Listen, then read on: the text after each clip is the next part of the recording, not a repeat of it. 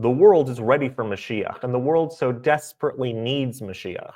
Take a look at this clip over here with Douglas Murray and Jordan Peterson talking about a prophecy from the book of Isaiah. And that prophecy is currently unfolding, and each one of us play a role in making it come into full fruition. So let's watch this clip together and then talk about it. But first, hit that subscribe button over there in the corner. We'd love to stay in touch. Check this out.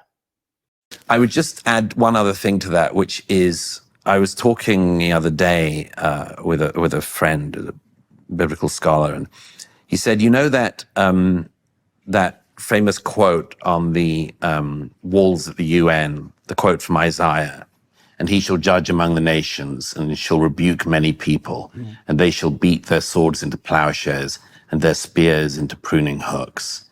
Nation shall not lift up sword against nation, neither shall they learn war anymore.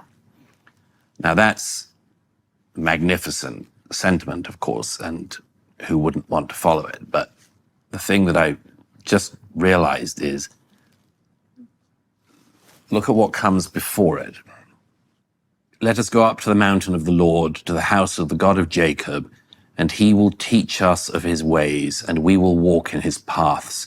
For out of Zion shall go forth the law, and the word of the Lord from Jerusalem.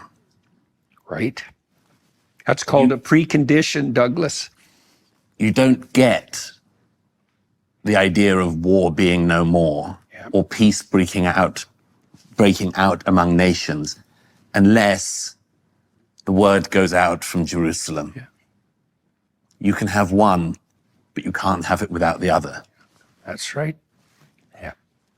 We all want to come to the end of the prophecy where it says that they will beat their swords into plowshares and that there'll be peace. We want to live in a messianic world where there is no war, there is no famine, there is no strife between people, there is no sickness. That is the ideal that we are shooting for. And that has honestly been, over the course of history, something that has been forming. It's a slow process, and it's sometimes a meandering process, but it is a process that comes together. The arc of history, as they say, bends towards justice. And we find that already starting to happen, the idea of beating swords into plowshares, weapons of war becoming utilities of peace. For example, radar was used for detecting incoming bombers, and now it's used in commercial airliners.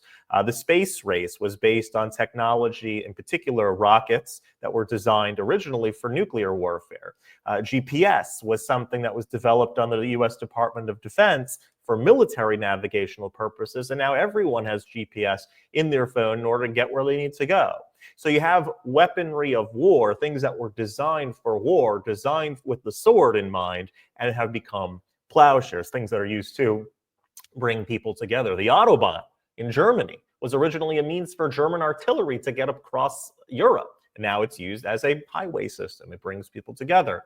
And so this idea of swords becoming plowshares, weapons of war becoming weapons of peace and connectedness, we do see it unfolding in a variety of ways. We want, obviously, the ultimate goal, but the ultimate goal, like it said over here, there is a precondition attached. When we want to see it come to its full fruition, it's got to be the word of God has to go out from Zion, meaning that the Jewish people have to do our job that we're charged with in the Torah, like it says in the book of Isaiah as well, that you are a light unto the nations. We're supposed to be a light unto the nations, which means that according to the way that the Torah says that we should live, that's how the world is supposed to be influenced.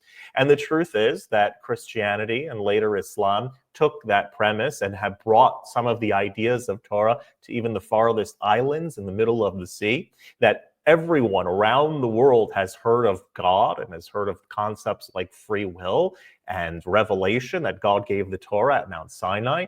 And they've heard things about that there's a redemption coming and that the dead are going to resurrect and there's good and evil and that we have free will and that we're all created in the image of God. There are certain ideas that have come from the Hebrew Bible that have spread across the world.